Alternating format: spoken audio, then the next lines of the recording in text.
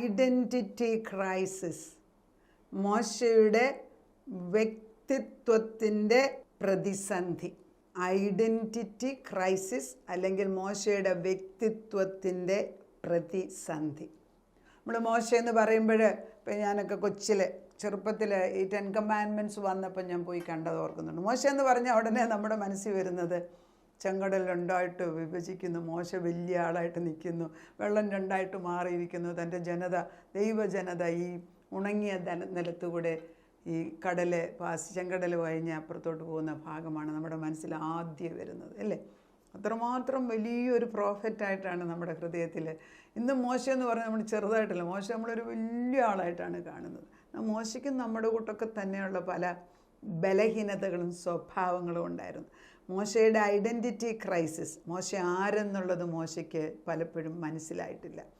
മോശയ്ക്കൊരു വലിയ അസൈൻമെൻ്റ് ഉണ്ടെന്ന് ദൈവം ചെറുപ്പം തൊട്ടേ പറഞ്ഞു കൊടുത്തു. അതുകൊണ്ടാണല്ലോ ഫറവോൻ്റെ കൊട്ടാരത്തിൽ രാജാവിൻ്റെ അവകാശിയായിട്ട് വരേണ്ടിയ മോസസ് തൻ്റെ ഉന്നത പദവിയാകുന്ന രാജ്യഭരണം ഏറ്റെടുക്കുന്നതിന് പകരം ഇസ്രായേൽ ജനതയോട് കനിവ് തോന്നിയിട്ട് അവരുടെ പക്ഷം നീക്കാൻ വേണ്ടി ഇറങ്ങിത്തിരിക്കുകയാണ്. മോശയുടെ ജീവിതത്തിൽ പല പ്രതിസന്ധികൾ ഉണ്ടായിട്ടുണ്ട്. മോശ ജനിച്ചപ്പോൾ തന്നെ മോശയുടെ പ്രായത്തിൽ 2 വയസ്സിന് താഴെയുള്ള എല്ലാ ആൺമക്കളെയും കൊന്നു കഴിഞ്ഞു.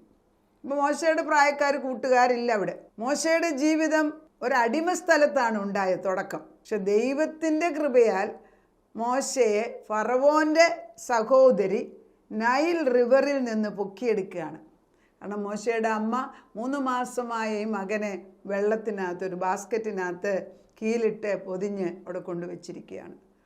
ദൈവം നിയോഗിച്ചനുസരിച്ച് മോശ അവിടുന്ന് പൊക്കിയെടുക്കുന്നു. മോശയെ പിന്നെ ഫറവോൻ്റെ കൊട്ടാരത്തിലാണ് വളർത്തുന്നത്. എന്നാൽ ഈ സമയങ്ങളിൽ അമ്മ തന്നെയാണ് തിരിച്ചു വന്നിട്ട് ഈ മകനെ പാലൂട്ടി വളർത്തുന്നത്. അപ്പം മോശയ്ക്ക് 2 ഐഡൻറ്റിറ്റി ഇവിടെ തന്നെ കടന്നു വരണം. 1 പാലസിലെ വ്യക്തിത്വം, 2 ഇസ്രായേൽ ജനതയുടെ അമ്മ പുറകിലുണ്ട്. അമ്മയാണെന്ന് അറിയുന്നില്ല, പക്ഷെ അമ്മയുണ്ട്. അമ്മയാണെന്ന് അറിയണമായിരിക്കും, വീട്ടിൽ അതറിഞ്ഞുകൂടാ. നമ്മൾക്ക് അതിനെക്കുറിച്ചൊന്നും വേദപുസ്തകത്തിൽ എഴുതിയിട്ടില്ല. അപ്പോൾ ദി അഫിനിറ്റി, അതായത് എപ്പോഴും ഒരു അഫിനിറ്റി. അത് ഞാൻ രാജാവിൻ്റെ കൊട്ടാരത്തിലാണ് എങ്കിലും എനിക്ക് ഈ ഇസ്രായേൽ ജനതയോട് ഒരു വലിയൊരു സ്നേഹം, ഒരു സഹോദരൻ്റെ ഒരു പ്രത്യേക സ്നേഹം ഇദ്ദേഹത്തിൻ്റെ ഉള്ളിലുണ്ട്. ആ വളർച്ച കർത്താവ് എത്ര ഭംഗിയായിട്ടാണ് ദൈവം അത് ചെയ്തിരിക്കുന്നതെന്ന് നോക്കി. ദൈവത്തിൻ്റെ ഒരു കാര്യം ഇപ്പം നമ്മൾ മനസ്സിലാക്കണം. When the difficult times comes, some of the things we have to forgo. അതായത് ചില കാര്യങ്ങൾ the necessity necessitates us to forgo something. അപ്പോൾ ഒരു ഡിവോഴ്സ് ആണെന്നിരിക്കട്ടെ, ഇപ്പോഴത്തെ നിയമം അനുസരിച്ച് ആര് ശരി ആര് തെറ്റെന്നൊന്നും അല്ല. എങ്ങനെ പ്രശ്നം വന്ന് ഡിവോഴ്സ് വന്നാലും നിയമം അനുസരിച്ച് കൊച്ചുങ്ങളെ അമ്മയുടെ അടുക്കലാണ് വിടുന്നത്. അപ്പൻ ഹൃദയം തുറന്ന് കുഞ്ഞുങ്ങളെ സ്നേഹിക്കുന്നുണ്ടായിരിക്കാം. But the necessity of bringing the children in the right way, അതായത് കുഞ്ഞുങ്ങളെ വളർത്തേണ്ട ചുമതല അമ്മയ്ക്ക് കൊടുക്കുന്നതിനാൽ കുഞ്ഞ് വളരുമെന്നുള്ള ബോധം വരുമ്പോൾ അപ്പൻ ഹി ഹാസ് ടു ഫോർഗോ, കൊടുക്കുകയാണ്, നീ കൊണ്ടുപോകും. വളരെ കോമൺ അല്ലേ ഇപ്പം നടക്കുന്നത്? വളരെ കോമൺ ആണത്. ഇവിടെയൊക്കെ പ്രയർ ഗ്രൂപ്പിലെ one of the main prayer request ഇതാണ്. ഇപ്പോൾ കാലങ്ങളിൽ ഭാര്യ ഭർത്താക്കന്മാർ തമ്മിൽ മാറുന്നു, പിണങ്ങിയിരിക്കുന്നു. ചിലപ്പോൾ ഞാൻ വിചാരിക്കും അതിന് തന്നെ ഒരു സെഷൻ എടുത്താൽ എന്താണ്. അത്രമാത്രം ഒരു എപ്പിഡമിക് പോലെ, ക്യാൻസർ പോലെ ഇത് വളർന്നുകൊണ്ടിരിക്കുകയാണ്. മക്കൾ കിടന്ന് കഷ്ടപ്പെടുന്നവർക്ക് മനസ്സിലാകുന്നില്ല.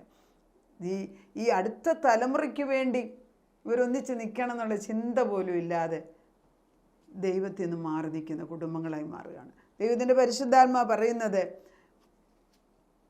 പ്രയാസ സന്ദർഭങ്ങളിൽ വരുമ്പം it is really difficult to go through. നമുക്ക് പ്രയാസം മുൻപോട്ട് പോകാൻ പാടാണ്. എന്നാൽ മോശയ്ക്കിപ്പം ഐഡൻറ്റിറ്റി ക്രൈസിസും ഉണ്ട്.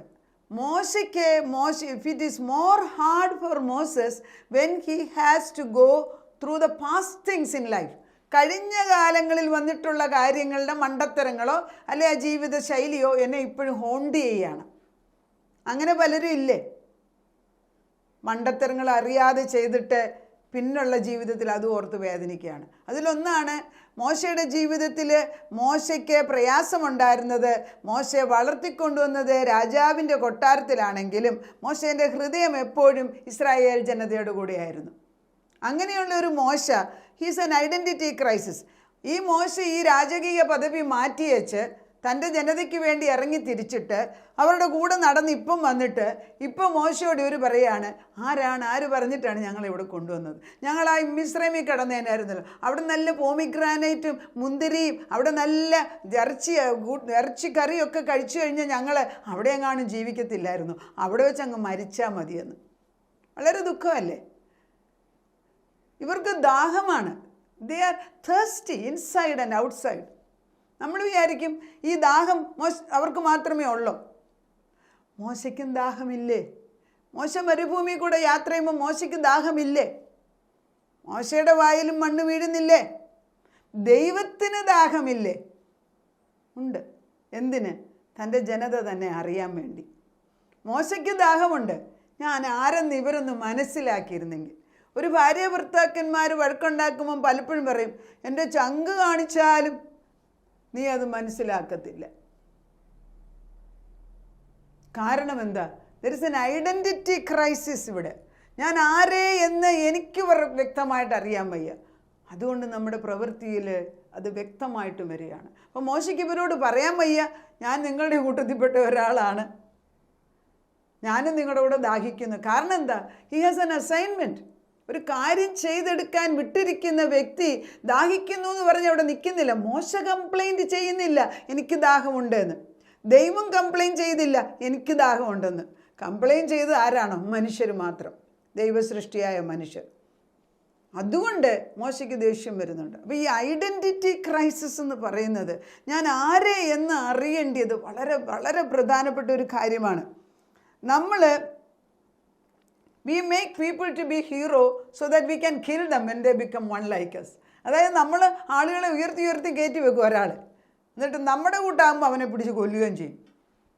This is human nature. We are a blood thirsty people. ഒക്കുമെങ്കിൽ നമ്മൾ മറ്റുള്ളവരെ കൊല്ലുന്ന മനുഷ്യരാണ്. That is our basic character. ഇതെല്ലാം ഫോളൻ വേൾഡിൻ്റെയാണ്. അപ്പോൾ അത് തന്നെയാണ് മോശയ്ക്ക് വന്നിരിക്കുന്നത്. മോശയ്ക്ക് അറിയാം ഇവരെ എനിക്ക് ഇനി trust ചെയ്യാനൊക്കത്തില്ല. I only can trust God and God alone. അപ്പോൾ ഈ ഒരു ക്രൈസിസ് അല്ലെ ഈ ഒരു പ്രയാസം ഏതൊരു ഭവനത്തിലുള്ള മക്കൾക്കുണ്ട് ഈ സമയത്ത്. ആൺമക്കൾക്ക്, പെൺമക്കൾക്ക്, ഭർത്താവിന്, ഭാര്യയ്ക്ക്.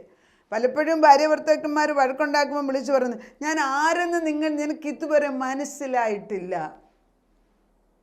മോശ ഇത് തന്നെയാണ് കരയുന്നത്, ഞാൻ ആരെന്ന് നിങ്ങൾക്ക് മനസ്സിലായില്ല. ഞാൻ എൻ്റെ സകല സുഖങ്ങളും വിട്ടൊഴിഞ്ഞ് ഞാൻ നിങ്ങളുടെ കൂടെ ഇറങ്ങി തിരിച്ചു. എനിക്കും ദാഹമുണ്ട്, പക്ഷെ ഞാൻ നിങ്ങളോട് പറഞ്ഞിട്ടില്ല. ഞാൻ നിങ്ങളുടെയൊക്കെ ആദ്യജാതൻ മരിക്കേണ്ടിയപ്പോൾ ഞാൻ പ്രാർത്ഥിച്ചതിനാൽ ഒരാൾ പോലും മരിച്ചില്ല. നിങ്ങൾക്കൊക്കെ അസുഖം വന്ന് പ്ലേഗ് വന്ന് നശിച്ചു പോകേണ്ട സമയത്ത് ഞാൻ പ്രാർത്ഥിച്ചതിനാൽ ഒരൊറ്റ ആൾ പോലും രോഗമായിട്ട് മരിച്ചിട്ടില്ല.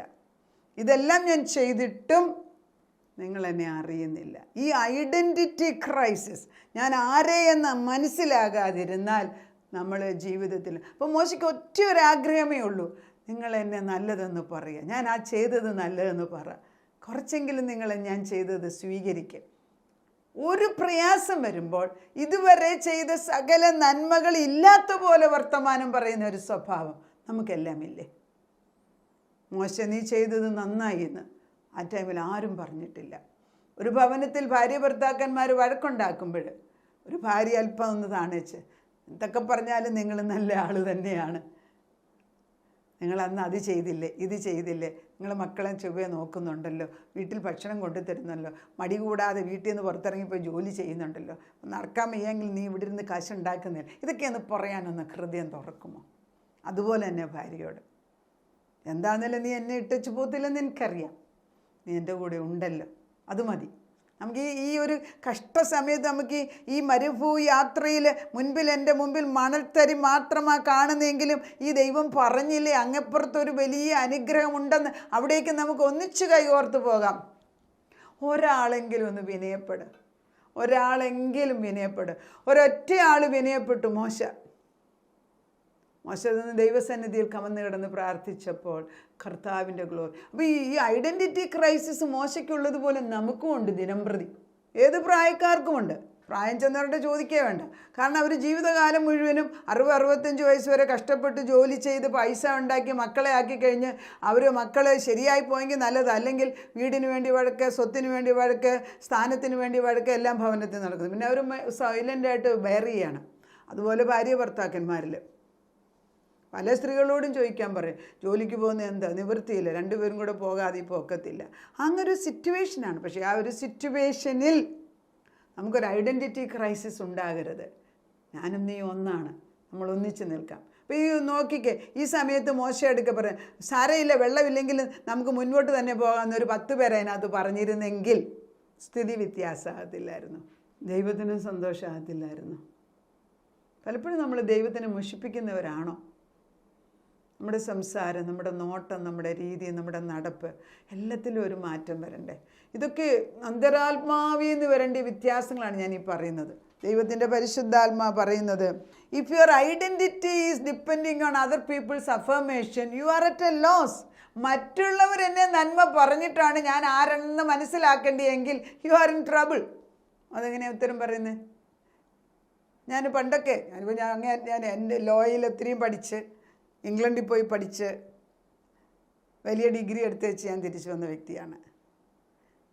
എനിക്ക് പുറമേ നോക്കുമ്പോൾ ഒരു കുഴപ്പമുള്ളതായിട്ട് എനിക്ക് തോന്നാറില്ല. പക്ഷേ പല സന്ദർഭങ്ങളിലും മണ്ടത്തരം ചെയ്തോ എന്ന് ചിന്തകൾ കടന്നു വരും. കാരണം എന്താ? We are looking at other people's appreciation. മറ്റുള്ളവർ എന്നെ എങ്ങനെ അപ്രീഷിയേറ്റ് ചെയ്യും, നല്ലതെന്ന് പറയുമെന്ന് നോക്കിയാൽ യു ആർ ഇൻ ട്രബിൾ. അതുതന്നെയാണ് മോശയ്ക്ക് പറ്റിയത്. അതുതന്നെയാണ് കുടുംബജീവിതത്തിൽ വരുന്നത്.